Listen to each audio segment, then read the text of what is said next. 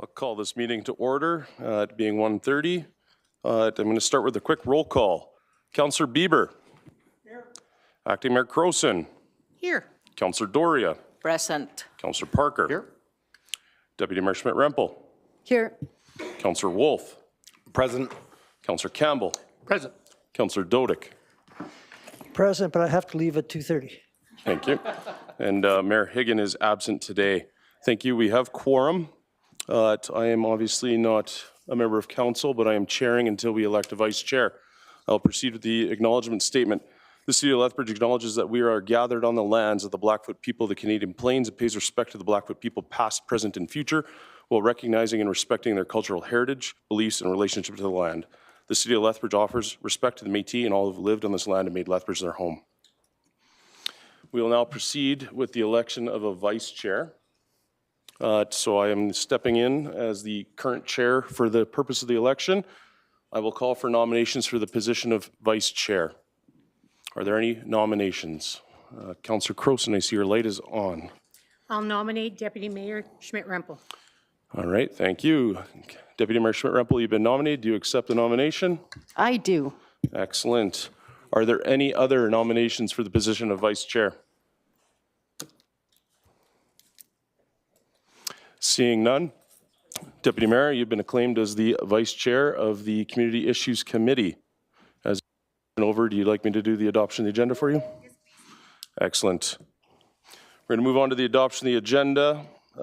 Be it resolved that the February 26, 2026 agenda of the Community Issues meeting be adopted as presented. Are there any questions from members of council? Seeing none. All in favor? Thank you. That carries. Over to you there.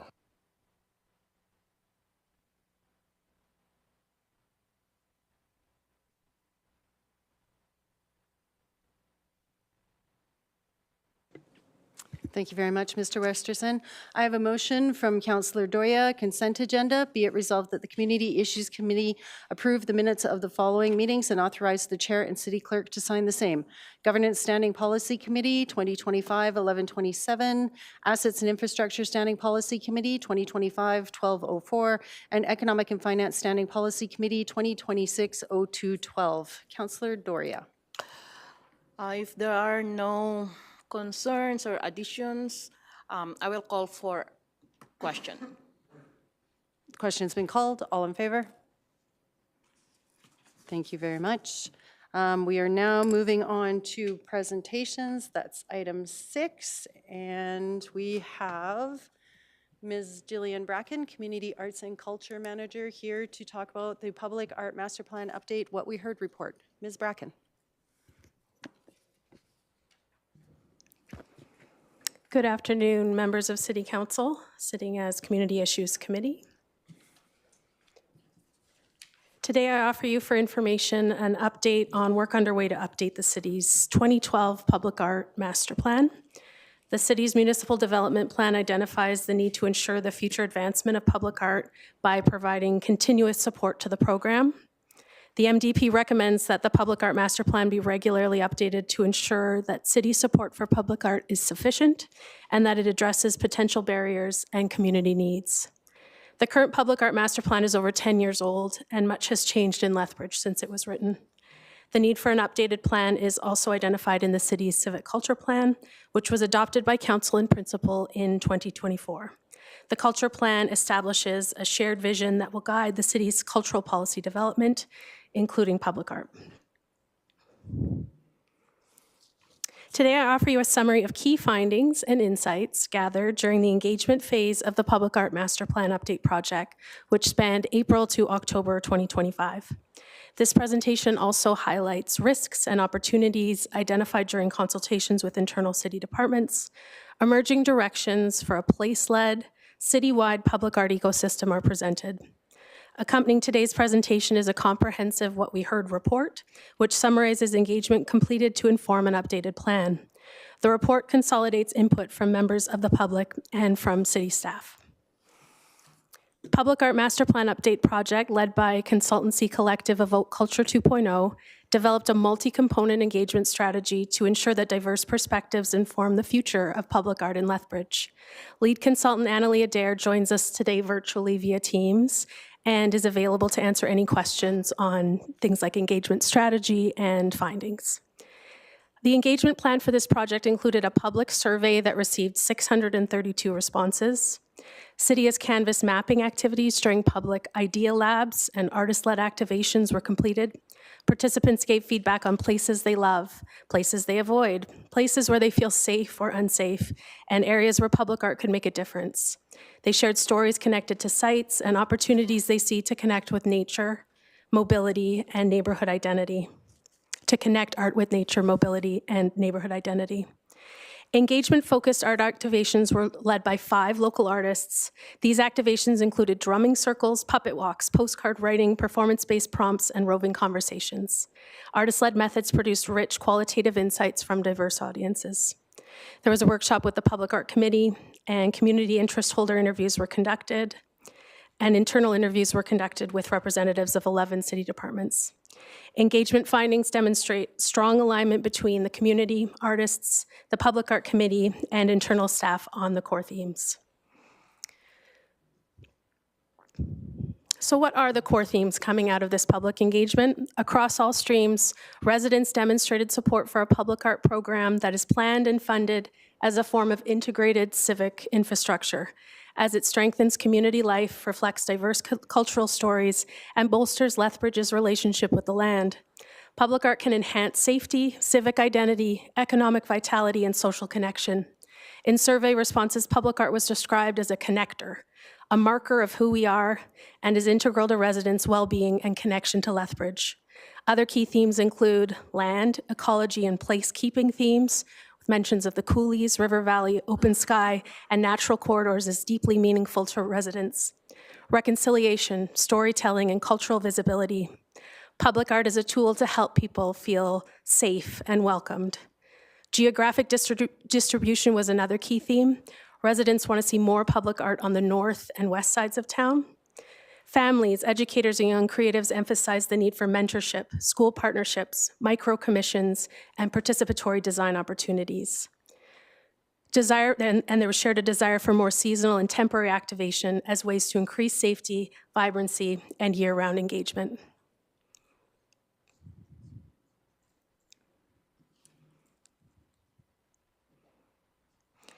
Interviews were conducted with staff from 11 city departments to understand operational realities, system constraints, and opportunities for cross-departmental alignment. Staff insights demonstrate how public art could be positioned in broader municipal systems, such as parks planning, transportation, urban revitalization, procurement, and Indigenous relations. Staff identified risks inherent to the current structure, which include that the program relies heavily on informal coordination and staff goodwill. Public art delivery currently involves multiple departments without formal cross-departmental oversight for public realm and public art planning. Public art is currently managed as an asset without a comprehensive life cycle, maintenance, or renewal framework. Existing procurement processes are not well aligned with artistic practice and can unintentionally create barriers. And public art program is currently funded largely in a program-based manner at the moment, creating operational instability and limiting what we can do in terms of long-term planning. Public art has been part of Lethbridge's civic landscape for decades now, evolving alongside the city itself. Early artworks were largely sculptural or mural-based and concentrated in central downtown areas. Over time, the collection has broadened to include Indigenous-led artworks, youth-created projects, cultural commemorations, and we've piloted explorations that reflect and celebrate Lethbridge's diverse history and geography. Council's investments in public art have contributed significantly to civic identity and pride, elevating the visibility of local artists and strengthening the cultural profile of the city. Public art continues to put Lethbridge on the map, creating attractions of interest for locals and visitors alike. Public art supports tourism and economic development, signaling Lethbridge's commitment to creativity and cultural exploration. Since the city established its public art program in 2007, Lethbridge has grown into a multi-center urban area with rapidly expanding neighborhoods. on the west side, evolving demographics, and increasing expectations for accessible, safe, and family-friendly public spaces. These shifts highlight the need for a more coordinated, place-led, citywide approach to public art. The 2025 Public Art Master Plan Update project is an opportunity to reposition public art so it can be better integrated into neighborhoods, trails, parks, bridges, ecological corridors, gateways, and community hubs, designed and stewarded with residents in mind and reflective of the people, histories, and lands that define our beautiful city. So let's now take a look at the directions in which this updated master plan is headed. When it comes to proposed recommendations emerging from engagement feedback to enhance program governance and delivery, an updated public art program could benefit from the establishment of a single, clear governance and delivery structure for public art, placemaking, and placekeeping. Cross-departmental public realm coordination would align planning, capital projects, and placemaking, placekeeping, service delivery for the city. This approach to governance would require a shift in corporate mindset and a reorganization of administrative resources to see public art, placemaking, and placekeeping as a corporate priority that cuts across the organization, championed by all departments that work to support, enhance, and activate the public realm. Due to resource limitations, the current public art asset management approach is largely reactive.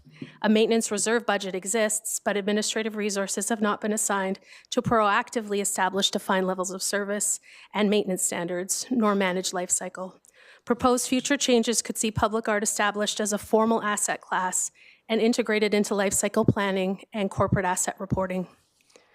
Public art funding is currently largely project-based and capital-driven, which limits long-term planning and operational stability. Proposed changes could see a diversified, multi-stream funding approach for public art placemaking and placekeeping. The program could transition to a fixed operating budget allocation with a CIP-supported allocation for large projects to enhance sustainability. Additionally, Legal Services Department has advised that MGA-directed municipal reserve funds could be accessed for public art that is integrated into the functional purpose of something like a park or a civic space.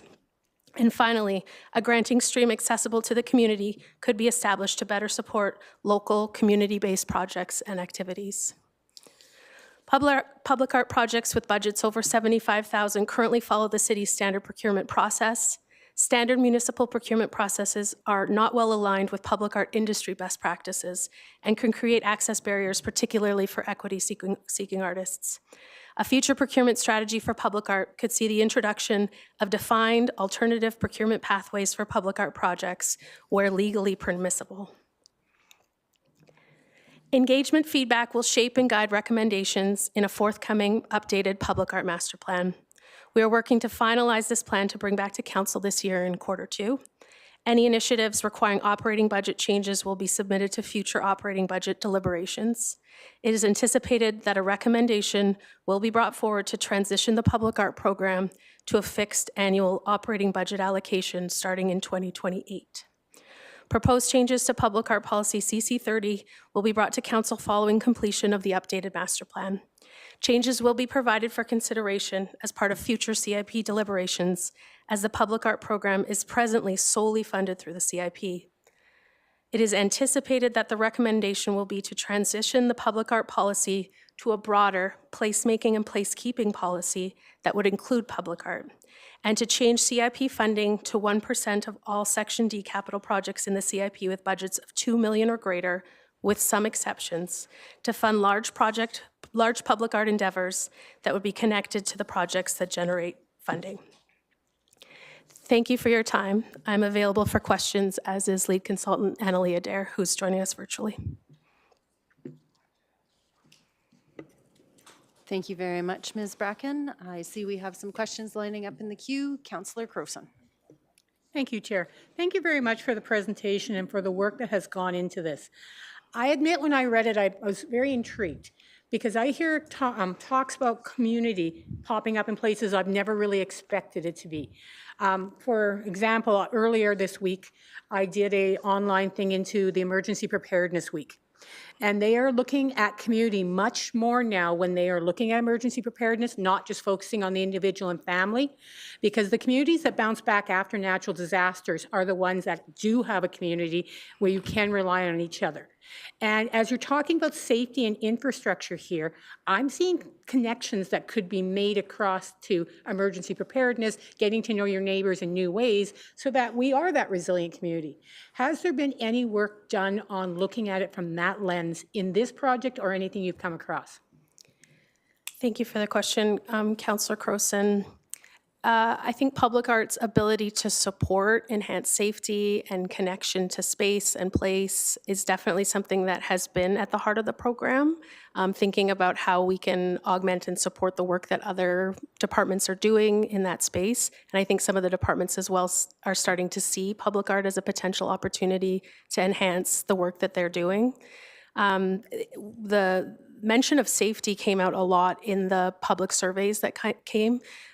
We definitely asked the question as well when we were engaging with people about what are spaces where you feel safe and what are spaces that you don't, and how might there be opportunities for public art to enhance safety through human-centered design, through supporting enhanced lighting, through supporting better wayfinding, and also just through the idea of activations in space through temporary installations or kind of performance-based public art.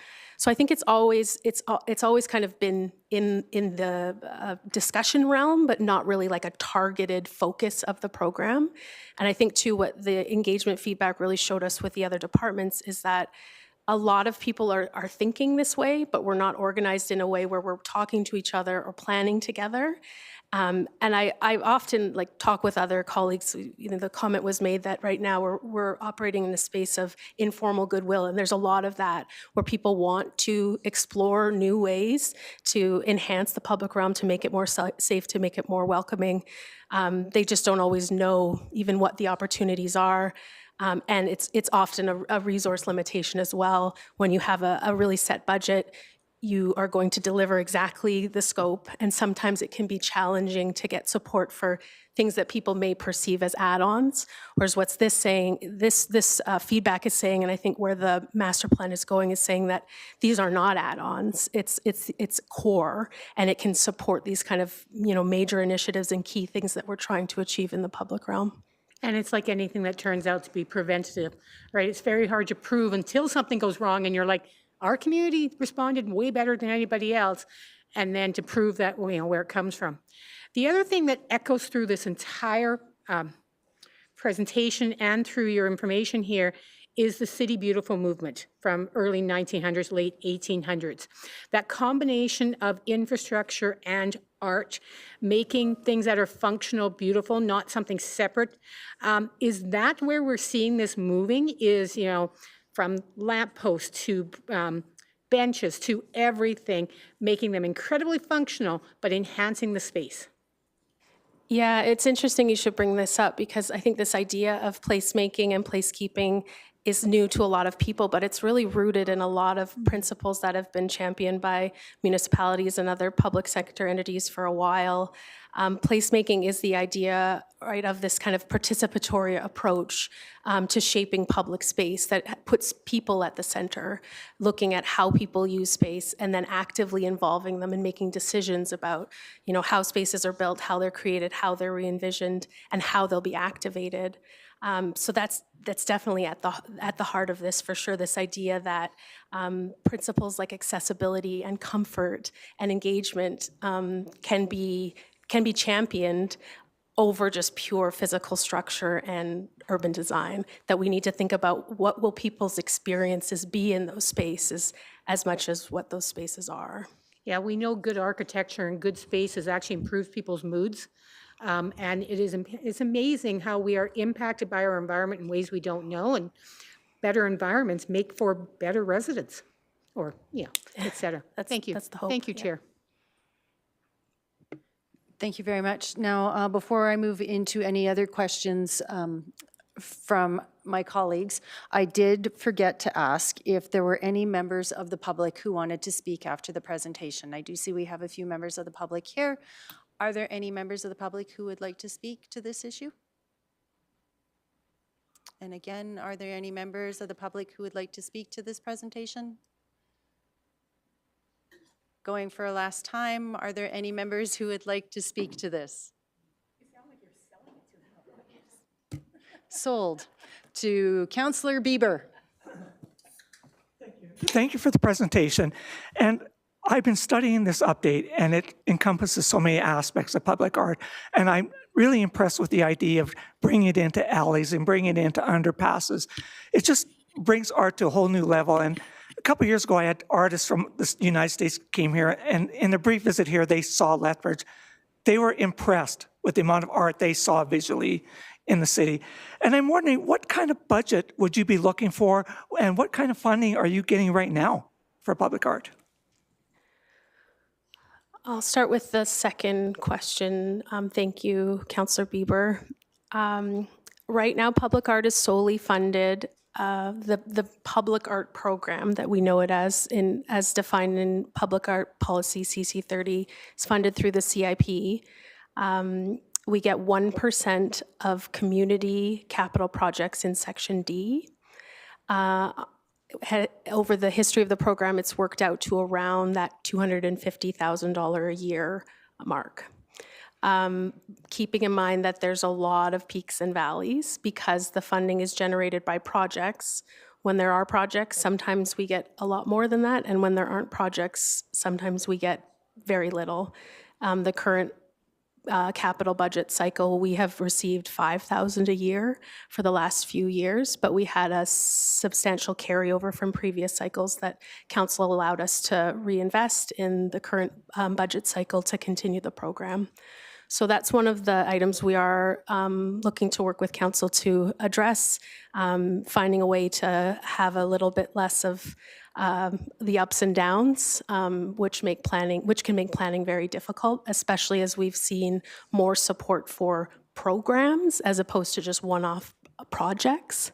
It's hard to plan for the future of those when your money is kind of up and down all the time. I'm not yet in a position where I could address the first question about what we would be looking for. It's probably in that realm of that average, but there's still some internal discussions that need to happen. There are, like I said, a lot of other departments that are active in the public art space, but not formally connected to the program as we now know it. So part of what we're going to do as part of the update to the master plan is, and we've started at brokering conversations with other departments that we've seen realize public art projects or public realm projects to see if there's a way that we can more formally work together, perhaps consolidate resources, financial, administrative, like people, human and money, to be able to deliver on what this master plan is asking us to do. But we'll bring that specific information back with the final master plan for council to review and deliberate. Okay, I'm just curious, and this is a question, that I think it's going to be a lot of people's minds. What do you say to people who may feel that public art is a luxury, a need, and not a want? Because we know we're going to hear this from people. I mean, it's a want, not a need. Let's get that, back. What are you going to say to the skeptics about this? How do you respond to that? Because we know there's going to be people out there, especially during these tough economic times. Yeah, I mean, I think we go back to conversations about what it means to live in a whole city or in a place where people want to feel connected to the spaces that they live in. We are a very small portion of the city's overall budget, and we have a huge impact on how people experience space, how they're able to relate to Lethbridge, how they're able to relate to each other in those spaces.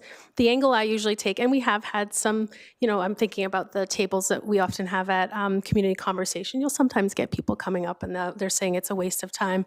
I often then just try to take them through some of the different projects that maybe they don't know about or maybe are in spaces that they haven't seen, and talk to them about the impact and see if I can find a connection between just one piece, because that's all that I find that it takes for somebody to see the value in it, and to share some of the stories about the artists or the way that pieces came to be, the communities that celebrate them, and just really talk about, what the overall impact is on making Lethbridge a place that people want to be, that people want to come, that people want to stay. These are the kinds of things that make us unique and distinct distinct and interesting. And they reflect the stories of the people who are here. And those are stories that are worth telling. So it's sometimes a hard sell, and sometimes you won't convince them, but our collection is right now, substantial and includes a lot of different types of art. It's usually my strategy is let's just find one piece. We can find one piece that you can connect with. We can usually go build from there. Councillor Campbell. Presentation. Just as you've done a lot of work getting feedback from various entities in the city, and I'm just wondering, we move forward to the creating the new master plan. I just wonder how much, how important is it to get, you've got your policymakers, and you've got administration all together with their respective brains as to how we're going to do this, but then you've also got the artistic side, the artists, the people who create it. How do you navigate that where you take, I really want to do this from the art world, and then we need a policy here. So take us through how that's going to, how are you going to work that to get that master plan? Thank you, Councillor Campbell. Yeah, I would note that artists have been involved at many different opportunities throughout the engagement process so far. You saw we did artist-led engagements, which was something new, where artists actually led and facilitated engagement activities to work with the public and connect with them on different master plan topics. One of the recommendations that was highlighted is the idea of having a community granting stream that would be available to local artists. So that could be a potential outcome of the master plan that would be accessible to local artists to be able to say, hey, yeah, I've got this great idea. I just need some money or some space or some support. And then we could find ways to support them in those ways. Great. So, well, I mean, I look forward to when it comes out next time around. Thank you very much, Madam Chair. Councillor Wolf. Thank you. Thank you for the report. I enjoyed reading it. I wonder a little bit about the context that the people in the survey are given. Are they just called up and then rattled off the questions? Or are they given any kind of context as to how your budget works, how you're funded? Do they have any of that information before they take the survey? I will attempt and answer this, and then I may also ask Annalie Adair to comment on this too. The survey was embedded on the Get Involved Lethbridge Public Art Master Plan site. On that site, there's a lot of information providing them with context. It would be incumbent upon the person to go and read that. Sure. But we did our best to make the information available. Annalie, is there anything you would add to that? Hi. Well, the questions really, are less administrative and more about how they use space in Lethbridge and what they know about public art, and questions similar to that, as opposed to there were a lot of questions around. Do you feel that the city should support public art? And I can't remember what the exact percentage is in the report, but so we do ask those type of questions in terms of garnering or gaining some insight to how people feel about expenditure in public art and how important it is to them, and so on. But we did not give administrative details. Thank you. And so would that be the same reason why there is no questions about like, hey, I see you like public art. Do you want to pay more for it? No, we didn't ask if they wanted to pay more, but we did ask if they felt it was important and thought that the city should support it. We also asked about governance questions in terms of who should be involved, because there are a lot of people in this space, not only the city, that are involved in public realm space and public art in the city. So we asked about that. So yes, you're right. We did not ask if they would like to pay more. Okay, thank you. Just one last thing. I want to make sure that we're clear because I'm all for it. I would prefer to have my kids on the swings where there's a nice mural too, but I want to make sure we are not categorically saying that providing public art provides a safer community. Are we saying that statistically that we have data to back that up? Councillor Wolf, no, we can't unequivocally say that if we install public art, the city will be safer. But we can point to case studies and examples where we have seen, and it's mostly people reporting that they feel safer in spaces, and then some of the quantitative data around like crime statistics as well, you can correlate. But yeah, causation is we can't draw a solid line between those things. You could be 1,000%. I just, for the listening public, I want to make sure that we're not saying we're going to do this because this is going to happen. Yeah. So I just wanted to clarify that. And then just my last point, to be clear, if we have our current budgeting set up the way it is, the decision of what to provide maintenance to, what to remediate, and which projects to approve, I mean, that is still within your purview, correct? I think that'll be a conversation with council once we see what the master plan is recommending. I gave you kind of a glimpse at the directions that we're heading. As it stands right now within the policy, council has set allocations for maintenance within the budget. And so we have 10% of the 1% that goes to maintenance. So that would be an option for council to set that kind of standard as well.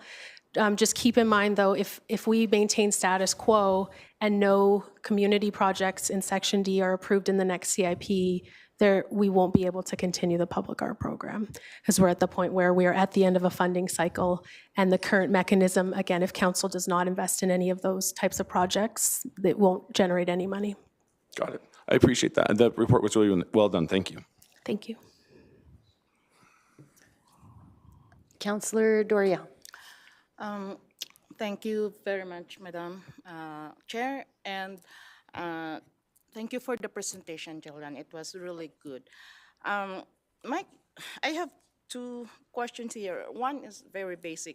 You said this the plan was done 10 years ago, and now we ask Evo Culture 2.0 to do the survey and see what is happening for the last 10 years. But I was curious, were there studies between 10 years ago, maybe in the 5th year or in the 8th year, was done for this particular concern, like our arts and culture?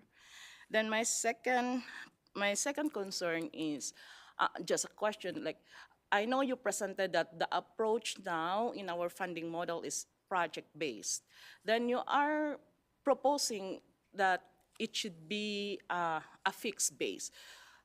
Have you already have in mind the work plan or the program that will support on this transition to be a fixed model? Since most of the results are, as you mentioned, it's qualitative. Everything is qualitative. It's hard to determine the quantity, how much we can budget for this particular program. So that's all my question, Jill. Thank you. Thanks, Councillor Doria. To the first question, the city's public art program has only one public art master plan. It was done in 2012.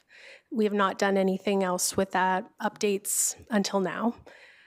We have done a few internal reviews that have informed some changes. Some members of council may remember, I don't want to date I don't even know how many years ago now, we brought some requests for changes to policy where we removed an allocation to a fine art reserve.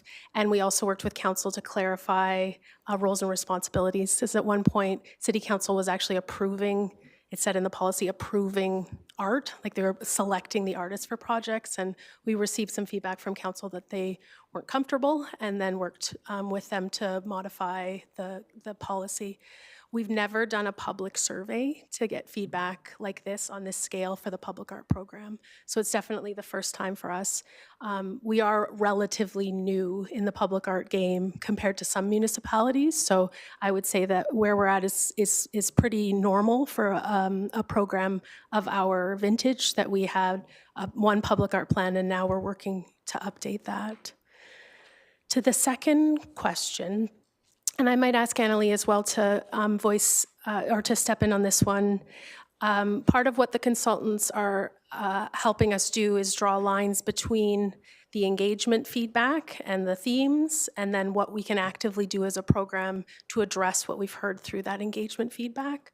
So the new program priorities will be directly connected to what we heard from that public feedback and from the internal engagement. So you saw in some of these, some of my slides, some comments around wanting more micro-commissioning grants, wanting more support for mentorship. Some of those things are very direct, where we've heard those themes said in several iterations throughout the engagement feedback. There was a lot of support you'll see in the survey for murals. People love murals. So there are things coming out of the engagement that will directly inform the program, and we'll bring that to you in that final master plan.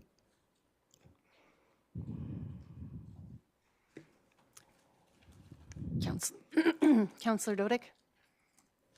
So I'd like to, first a comment and a couple of questions.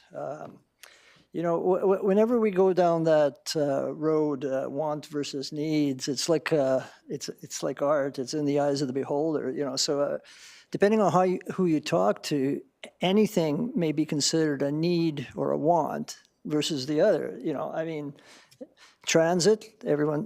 Most people say it's a need, but not everyone. Same thing with the Lethbridge exhibition. I'll hold it on that one. I say it's definitely a want, not a need. But things like the build out the West Side Arena, visit Lethbridge Arena, bike pathway. So there's a host of things that, you know, if you want to go down that road and say what's a want versus a need. But that is my comment, because you know, I look back to, you know, before I took my 8-year break when we had CASA built, which was one of those things where the stars aligned, and we had $250,000, at least in terms of capital, the city providing, and the balance of an almost $25 million being funded by the feds and the province. And despite what anyone says, CASA is a great facility. It is used daily, and it's used by the university, and it's used by the community. But that's not my question. That was my comment. You're caught in this feast and famine situation. We built a lot. We had a lot of Section D projects, and that's for those that don't know Section D, it's community projects, which are the things that I was talking about, things like the build out of the arena, CASA, and so on. So I was looking, I had the city treasurer, you know, sort of look at what the CIP has in it now, and you know, if you're getting a 1%, you're not looking at a big budget for 2020. I think of 2025 was like a 5.9 million for CIP, which would give you 59,000. So this is a yes or no sort of answer. So you're agreeing with me. One of the things you're trying to address is this feast versus famine, and to get you in a situation where you have some sort of predictability to be able to provide the art that you believe, and I believe, our citizens would like to see. Would you agree with me? Yes, Councillor Dodick, I would agree with that. We've learned that sometimes too much money can actually be a bad thing, as bad a thing as not enough money, because it put the public art program in a position where we just didn't have the people or the time to spend money, and then had to come back to council and say we weren't able to spend it all, and then work to kind of figure out a plan from there. And that doesn't feel good either, because we weren't able to properly manage what was just too great of an investment. So it's problematic on both sides.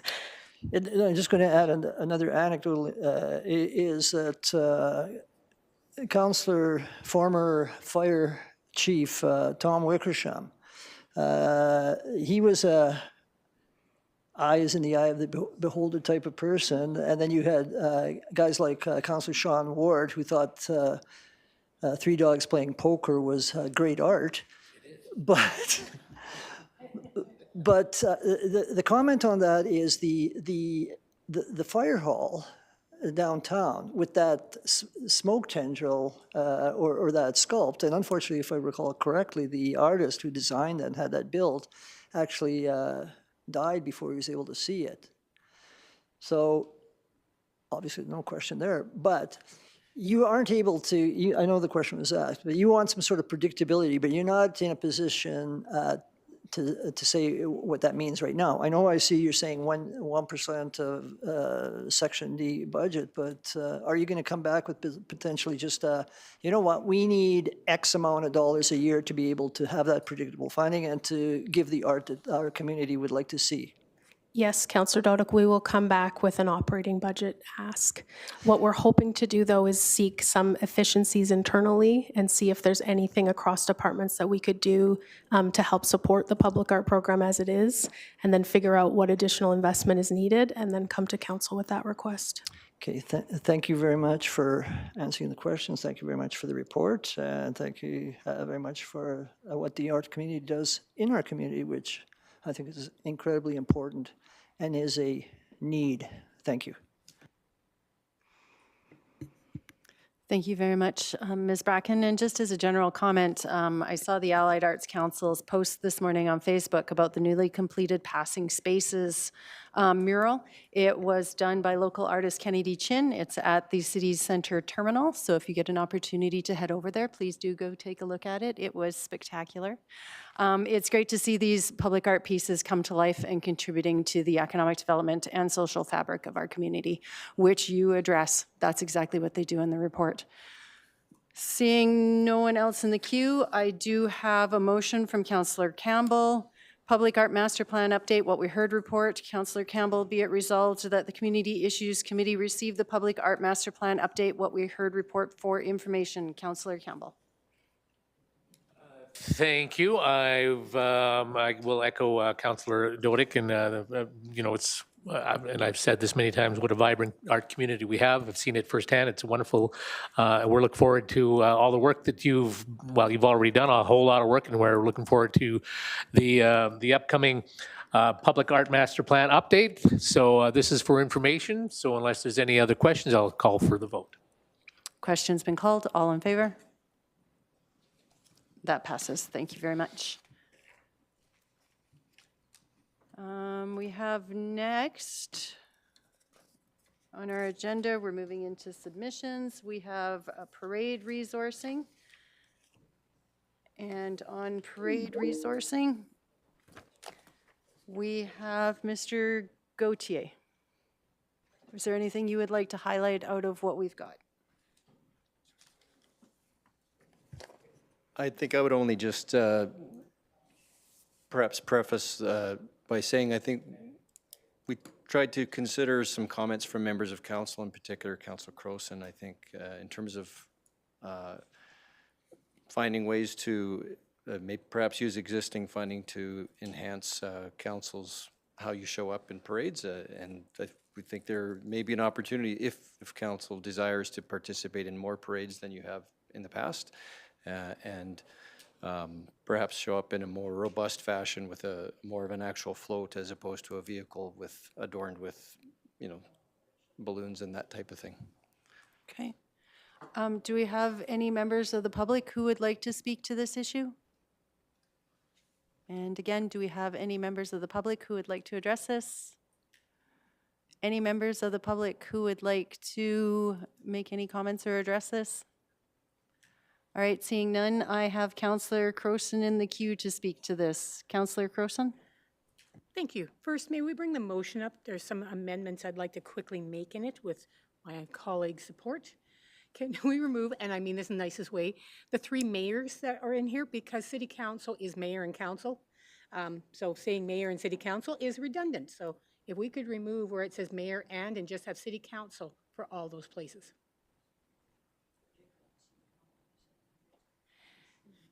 No. That's why I had to preface it.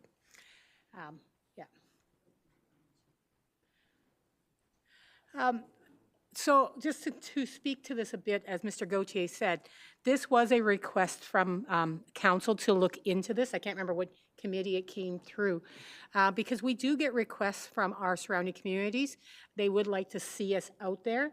And if you have been to one, the conversations you get to have with fellow politicians and people from across the area is amazing during these days. It's a real chance to get to know, a chance to do some soft advocacy, to do some relationship building. I also know this year, for example, with Picture Butte turning 100, having their 100th. They're trying really hard to get all communities to come. And it matters when we're seen because we want them to come to Whoop Up Days and to be in our parade.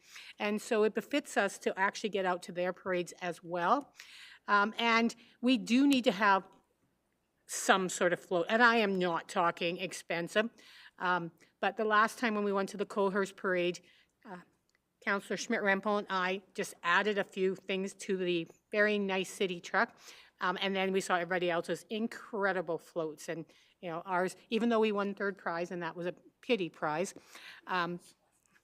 we still won third prize. It is not on the level of the others. And so if we could have something that could be used at parades, and I'm not talking a lot, I'm talking basically Coaldale, Coalhurst, Picture Butte, a few surrounding areas, so we can do some relationship building and advocacy, I would recommend this.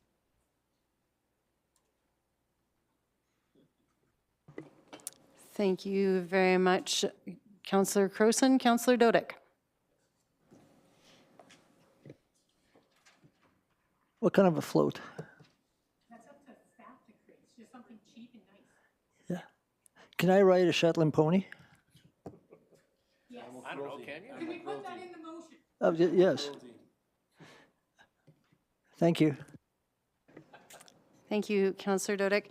I have a question to the mover, or you're moving this? Oh, okay. To the mover or to our CFO. We're talking about allocating $6,500 from the 23 to 2025 carryover for a total of $13,000. And yet in the report, we saw that there was significantly less needed for that. Is that an appropriate amount? Do we start there and then reduce or increase from there? I'm just wondering. 13,000 seemed excessive, but maybe it's not.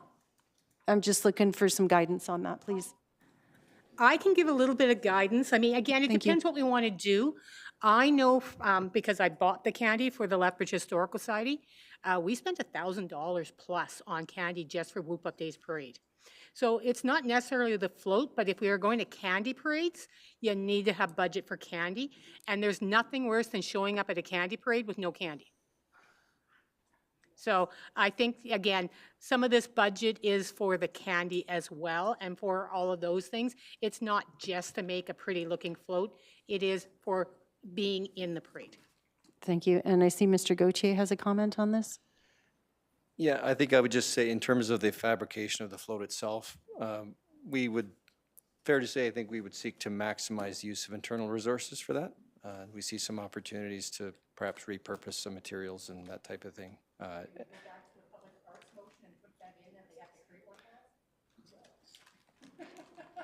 So that I think the 13,000, essentially 2 years worth of allocation, we're proposing to devote that for creation of the float and then have continue the $6,500 going forward for just parade expenses. Okay, and would that 13,000 also include staffing? Because I know that on some of the parades, we had staff come along to help us out as well. So would that include that, or is that additional, or? No, that wouldn't include any staffing. So staffing would be in If they come out on a this. weekend, essentially it's considered bank time, and then they would just make it up Okay, somewhere else. okay, thank you very much. Councillor Doria. Just a clarification. This 13,000 is allocated for this year for the three or the suggested how many events that we will be attending during the parade? Like you mentioned here, what was that in Coalhurst or in wherever? So plus the Whoop Up parade. Is this the whole amount that we are allocating? It's only for the Whoop Up float parade? No, sorry, it's not attached to any particular parades. I think historically you would attribute it primarily for the Whoop Up Days parade, but I think once you have a float, then it enables you to participate in other parades around the region if there was a desire on the part of the council. This is about the money, not which parades. This is just moving money. Are there any other questions? Yep. Yes, Councillor Grossen? So today's motion is just about the money. Figuring out what parades, we need to look at the schedule and when they are and if we can go and that sort of stuff. So we can't decide which parades today because we don't know necessarily when they're going to happen. This is just getting the preparatory work that we have the money, we'll have the float, and then we choose which parades. Okay, this is the whole, the third, sorry, Yeah, this is the whole amount. that's not one. Thank you.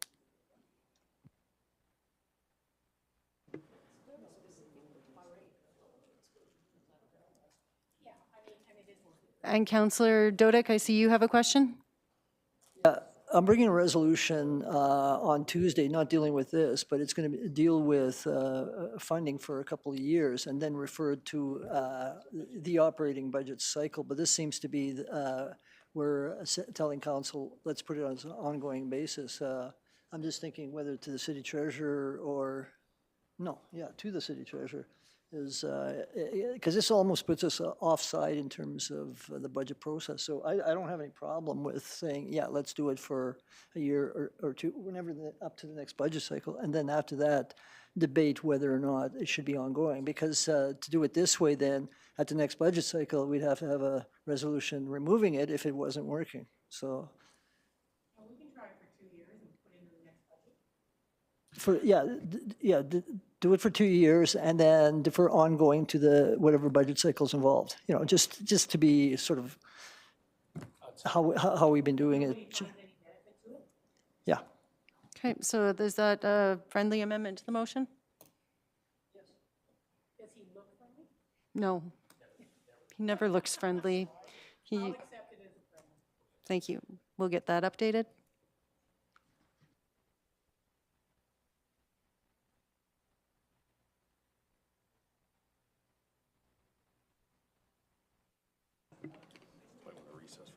We're going to recess for about 3 or 4 minutes here as we just update that motion.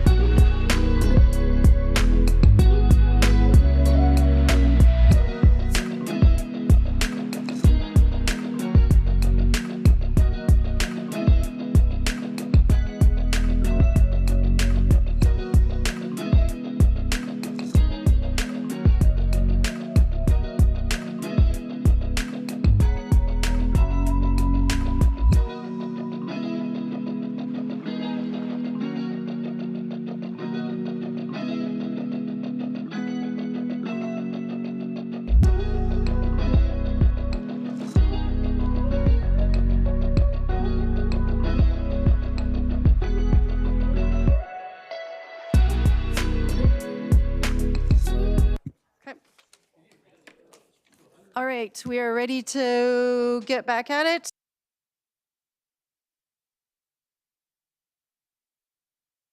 Resolved that the Community Issues Committee recommends that City Council amend the 2023 to 2026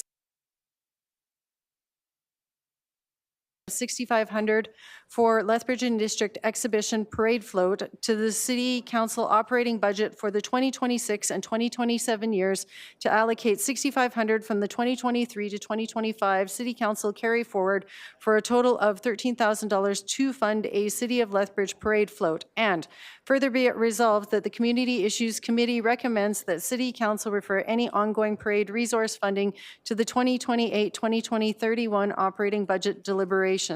Councillor Crowson. Thank you. I think we've had fulsome conversation around this. Essentially, what this allows us to do is to have the funding in order to have the float created. Most of it will be done in-house, and we don't know exactly how much it will cost.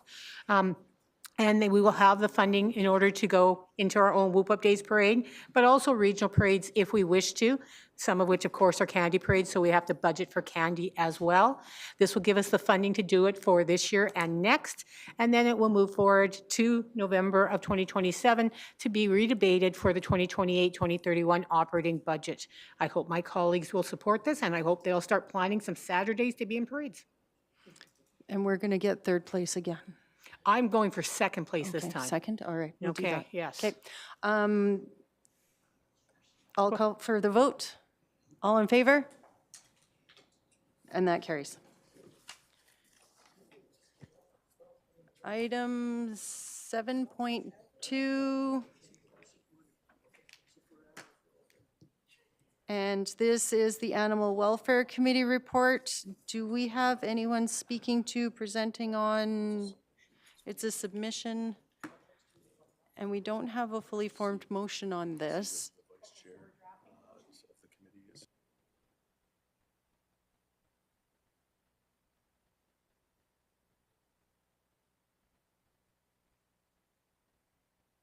So I see the Animal Welfare Committee represented by Ms. Gibson is here, and Regulatory Services represented by Mr. Henley are here. Do either of you want to speak to this submission and yeah, update us on what's been going on? Ms. Gibson?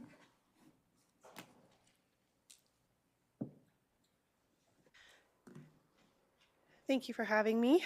I will preface my speech by saying that I apologize. I'm getting over a cold, so if I say words with a D at the end of them, that's just how that is. I'm sorry.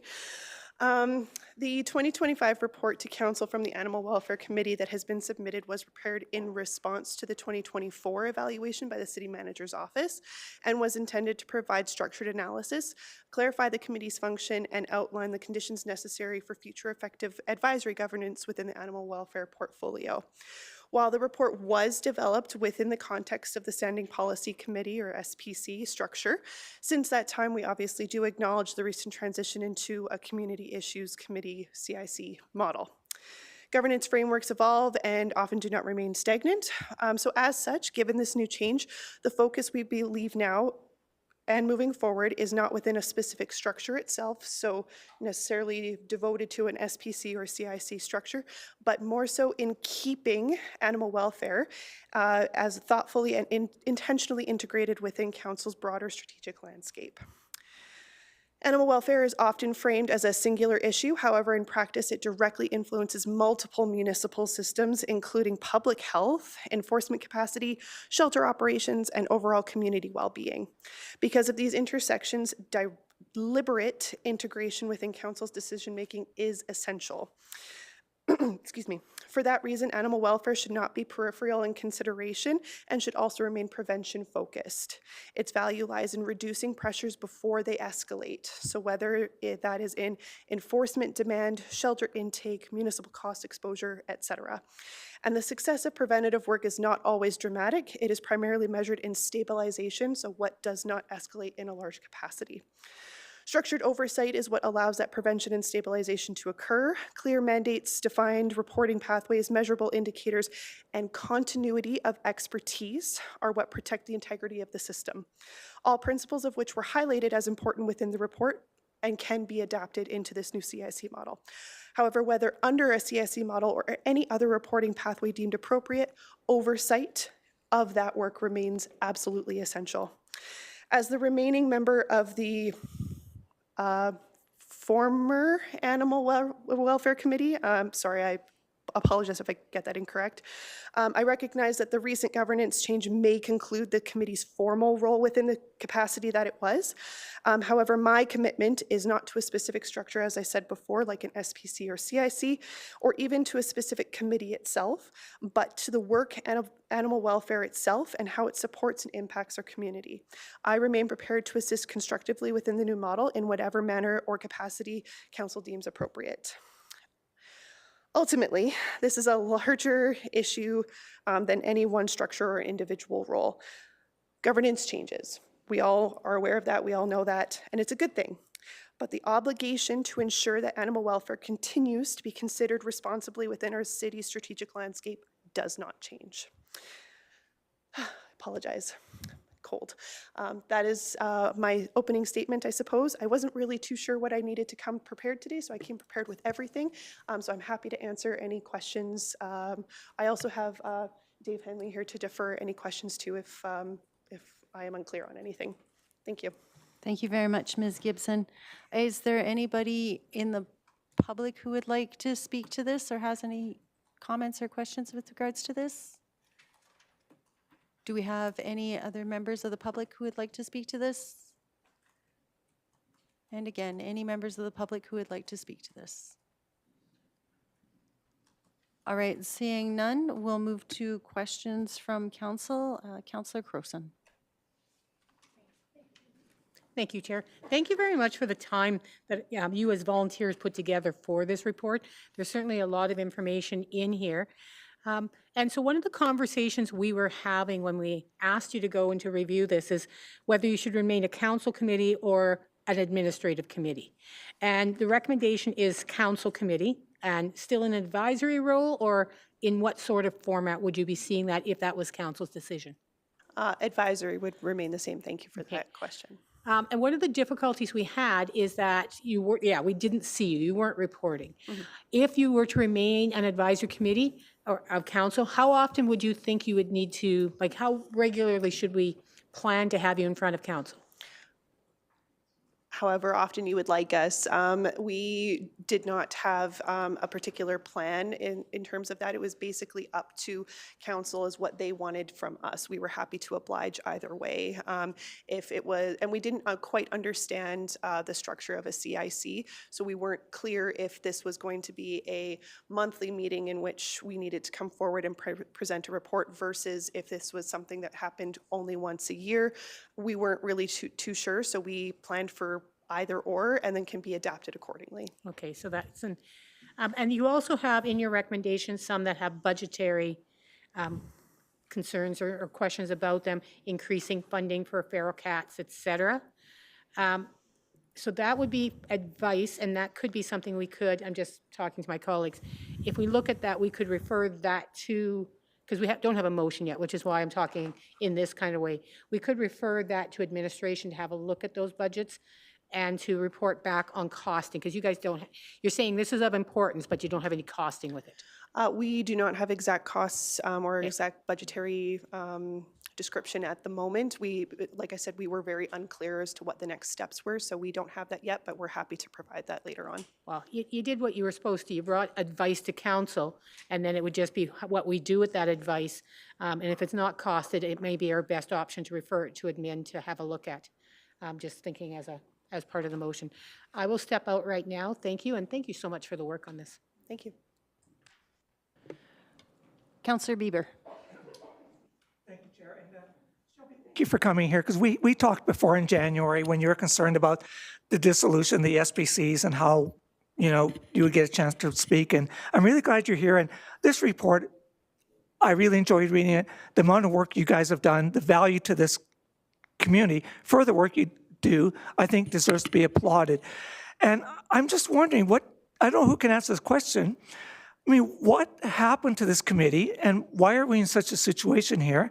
And what kind of impact is this going to have with only one person doing this, involved in this, because there seems to be a lot of work here, a lot of valuable work done. And from this perspective, it looks like it's work that we need this committee to continue. So I wonder if somebody can give me a little background on this thing, because I remember covering these issues basically when it came out, but I had so much work on my platter, I couldn't focus completely. So I wonder if somebody could just address that a bit. Thank you.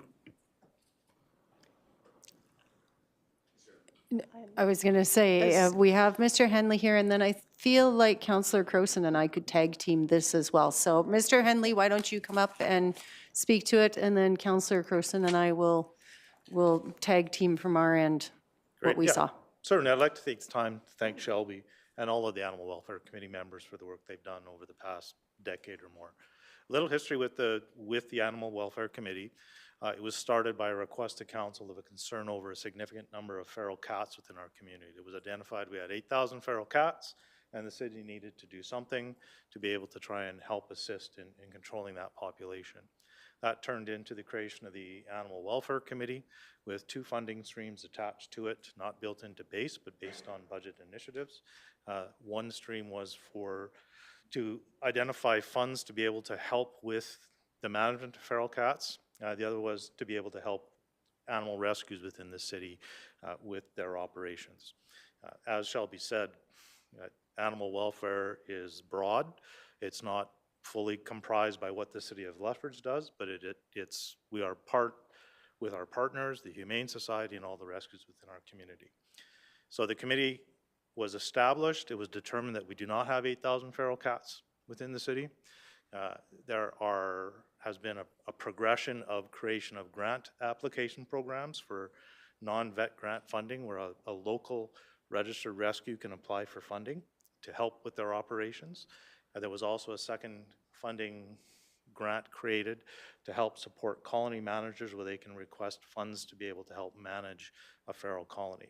The progression of the Animal Welfare Committee, where we used to have committee members that were actively functioning in trapping and managing colonies, has migrated to one that is more sustainable, where you have community members that are managing the colonies themselves, and the committee would review those grant applications and support them in their efforts. We do have one grant or one colony manager that was part and has been maintained as part of the pilot program. We're at the point where council was reviewing all of the committees, whether they stay or whether they come to the fruition of their activities. The Animal Welfare Committee spent the last year trying to develop a report to identify the work they've done. And I'll let Councillor Croson respond to the rest. So to put it into some context, when council sets our strategic priorities through our strategic planning, one of the ways we actually achieve our priorities is through committees. But we had not done in a very long time actually looking at all our committees, whether or not they were achieving the priorities, or whether they would be better suited to administrative because that was where the work was better done, or whether that committee had just served its purpose. And so we looked at a comprehensive review of all committees that were under council committees. And some have been dealt with. I know Historic Places has transitioned over to administrative, and I think it's working very well there. Others, we decided, no, we absolutely have to keep as a council committee. This was one that we needed more information on what they were doing. So we asked them to go and spend the time doing this kind of report to show us, what we were missing, because we wanted to make sure that we were doing our due diligence, and if this committee is absolutely a priority of council, then it should stay as a council committee. If it is doing something that's not a priority of council but important for the work of administration, then we recommend it become an administrative committee, which gives us no control over it, and it is up to the city manager whether administrative committees stay or not, right? It is handed over as a thing, as something there. And so that's the conversation we're having today. Do we rebuild this as a committee of council? Do we say, okay, it's done its work, it's gone? Do we request that it move to administrative? That is the conversation that we're having today. Thank you. Go ahead, Councillor Bieber. did you have a follow-up question? Okay. Councillor Wolf. Thank you. So how many feral cats do we have now? And how do they let you know they're here? No, just joking. So realistically, it's difficult to determine a number of feral cats, right? So we went out day, nighttime, early morning trying to find them, and you just don't see them. How you do find out about them is when you have somebody that has a concern in the community, in a neighborhood, about cats that are out all the time and they think they're feral, or you have somebody that's coming forward that's managing a colony. So within the last 2 budget cycles, there have been 13 colonies where people have said this is a feral colony, and a feral cat is feral. It's not a pet, right? And a colony is some amount of cats? It can be anywhere from 2 to 29. Right? Okay. That's probably the largest we've had, right? Yeah. Thank you. So 13, they're not all, most of them are probably now under 15. Sure. Right. Okay, thank you. Sorry, and when you use the term grants, are you talking about municipal money or provincial money or federal money? It's municipal. Municipal, okay. So there's been funding for the two grant streams. The Animal Welfare Committee only has the 2 funding streams, and it's $10,000 through a grant program for local rescues to apply for resources, and then there's $10,000 allocated to both through a grant program as well as providing supplies to managed colonies. So in the feral cat, not all of it goes to grants. A good portion of that goes to resources, buying food that's stockpiled to deal with the colonies that are on hand and needing assistance. Okay, sorry, just so the animal service, the people with the trucks and who go round up animals and stuff like that, are they like running at 180% capacity? Are they? Yeah, I should clarify that. The work of the Animal Welfare Committee supplements the animal shelter. There's many different streams of animal care within our community. The City of Lethbridge does not manage feral colonies, and our contractor doesn't manage feral colonies. So our contractor is the people in the trucks that you see, right? So who manages the feral colonies is the community member that's come forward and identified that there's these cats, and I'm willing to take care of them, but I need some help financially to be able to take care of these cats. Hold on, sorry. So you're telling me somebody calls you and says there's a bunch of cats that nobody owns, Yes. but I would like the city to give me money to feed them and keep them going. They can make application for that, that's correct. So there's a program called Trap, you can shake your head and move it all around. So there's, what there is when it comes to managing cats, feral cats, they breed rapidly, right? They can cause issues within the community. There's national programs that recognize how the best practice to be able to control that population is through what's called trap, neuter, and release, where community members, they manage that colony by collecting those cats, getting them spayed or neutered, and then providing the basic necessities for them to stay there to reduce that population growth. So when I'm out knocking doors and somebody's telling me there's cats coming into their yard and doing all kinds of damage to their yards and stuff, this could very well be one of these community-supported feral cat guys. Potentially. It's possibly, Yep. right? So what I can tell you with certainty is before that we had the feral cat program in place, we had a number of locations where neighbors were complaining about cats getting into their yard in large number of cats. Once there's an established colony manager and the cats have been sterilized in that colony, there's been a reduction to 0 complaints in that neighborhood. What it takes is somebody to manage those cats. Now, to determine whether that cat that you just talked about is part of a feral colony or whether it's somebody's I got you. cat I that they get you. let out. For sure. Yeah. Okay, I think that's it for now. Thank you very much. That's very interesting. Councillor Doria? Thank you, Madam Chair. I just want to have information, or please educate me on this part. I saw that the mandate of the Animal Welfare Committee serves as advisory to the city. And then I just want to know, please educate me on, you are collecting also the data from the city, like the pet licenses or how many business, business licensing. So how are you using this information for grant purposes or writing report in order to like request for grant to the city?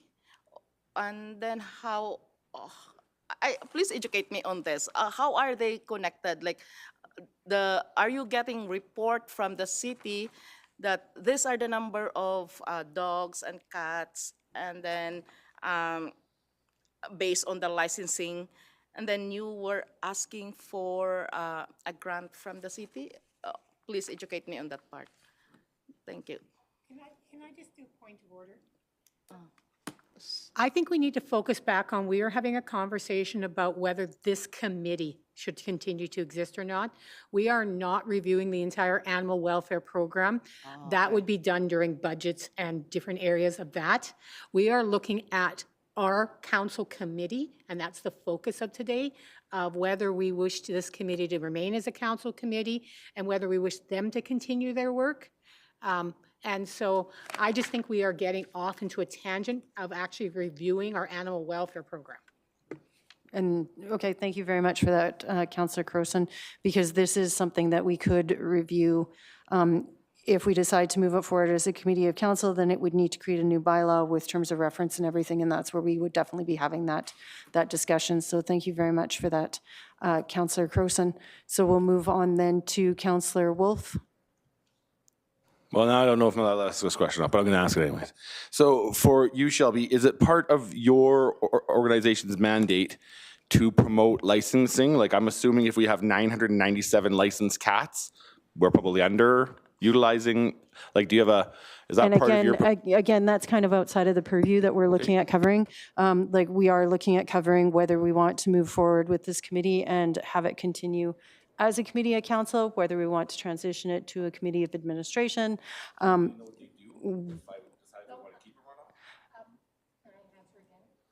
Sorry, that information would be completely something we would ask, because we'd have to create a bylaw.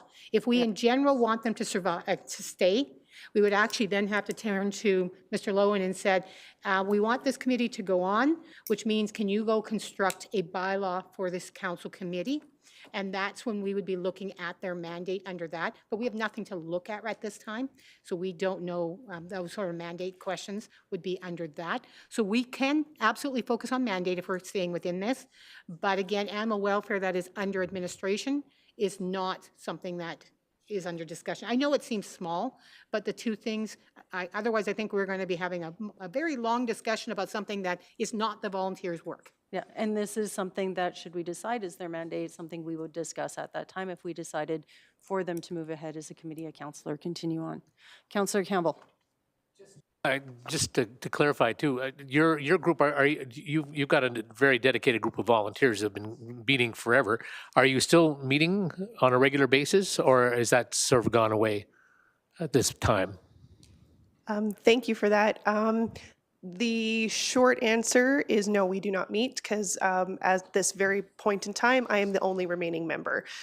So everyone previously has termed out, Right. and there was no staggered term for these individuals. So just the way that it lined up with timing, that's how it goes. So, I mean, no, we don't meet formally, but to kind of touch a little bit previously on Councillor Doria's question, I suppose. The committee was a group of volunteers from all over the place. So that was community animal services, that was boots on the ground volunteers, all of that kind of things. And so we were able to meet together cohesively to find out all of that information, whatever it was that we needed. And that was very, very, very important to continuing on our work. Just, and maybe Mr. Henley, did we not have any, I mean, I was on the committee, so did we not have a term of reference as we were meeting on a regular basis for the 8 years? I thought there was, I mean, and so, I mean, basically the group is intact, but not. I mean, but the concept of what the group is, I mean, the question is, should this continue on? So what I will do is I will remind council that when we did the boards, commissions, committees review, all committees came back, and this was one of the ones. So yeah, it certainly had a terms of reference, but this is one of the ones that got put on hold until we could get a report back. They weren't permitted to recruit because we had them on hold, so that's why we lost all the members of this. They can reopen back up for recruitment, should we decide to move forward to create a new committee of council, but they also need a bylaw to go along with that. And those terms of reference may or may not change, but all of that then would come together as one package for a formal committee of council. And I would guess that you would like this to happen, to continue with the committee. I mean, because this is all, the other option is just an administrative. Yeah. Yep.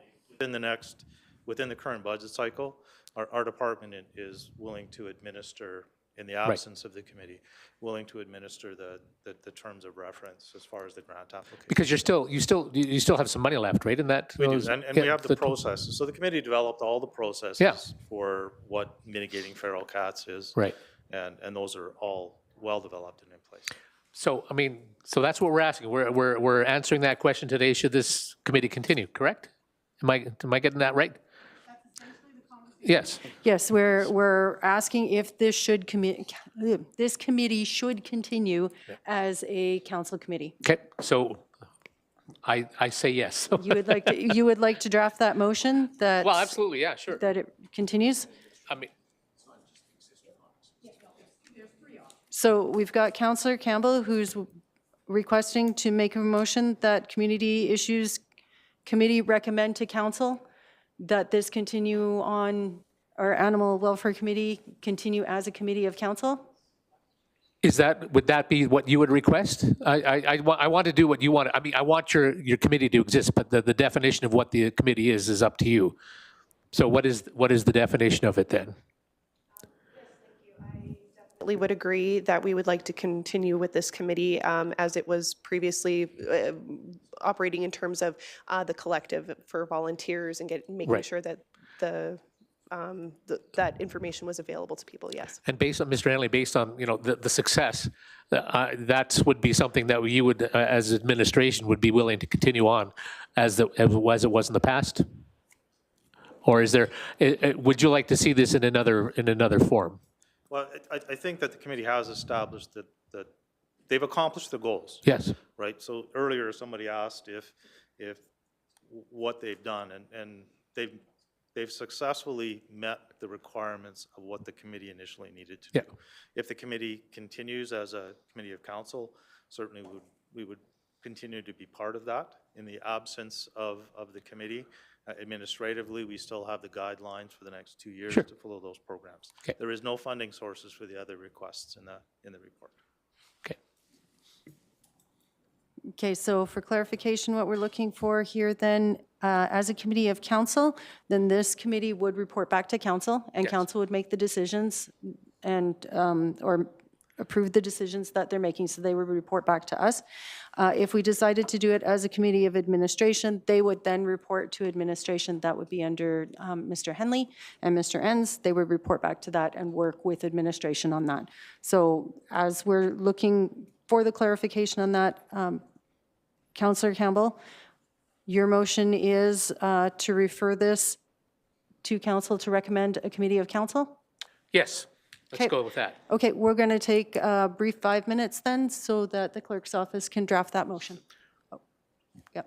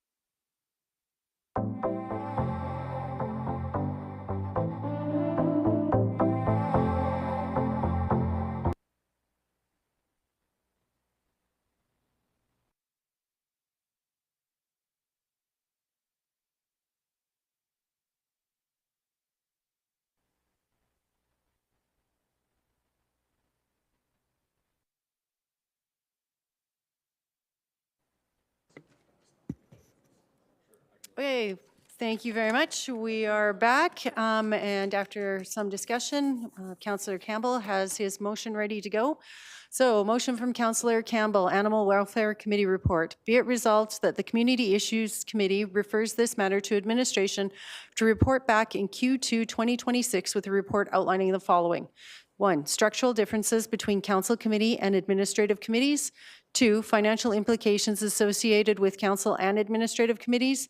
3, the current mandate of the Animal Welfare Committee. 4, tools developed by the Animal Welfare Committee currently utilized by administration. And 5, an update on current Animal Welfare Committee budget initiatives for N28 and N29. Councillor Campbell.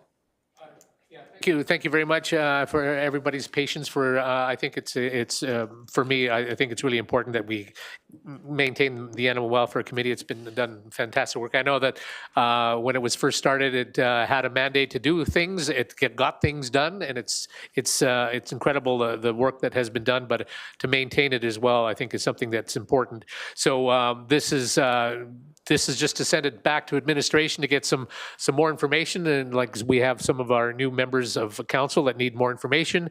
So I would ask my colleagues for support to move it forward, and then to bring it back so that we can continue with it. Yes, so we can continue with the discussions. Okay, Councillor Wolf. Yeah, just a quick question to Shelby, and I apologize for the informality because I can't find the report with your last name. Can you stick around till sometime in Q2 to come and visit with us again? Excuse me. Yes, I am due at the end of June, so it might be a little tight, but I definitely can. I'm usually make myself very available. Keep us on the loop. You can zoom in. Absolutely. Thank you. Councillor Bieber. Yeah, I just want to say to Shelby and your committee, you guys do fantastic work. And I support what Chance in the back said. You know, we should, as council, encourage volunteers to get involved with our community, to help out in any way possible. And this is a great way of doing it. And I truly support this motion. Councillor Campbell to close. Yeah, call for the vote. Question's been called. All in favor? That carries. Thank you very much. Thank you. And we are adjourned.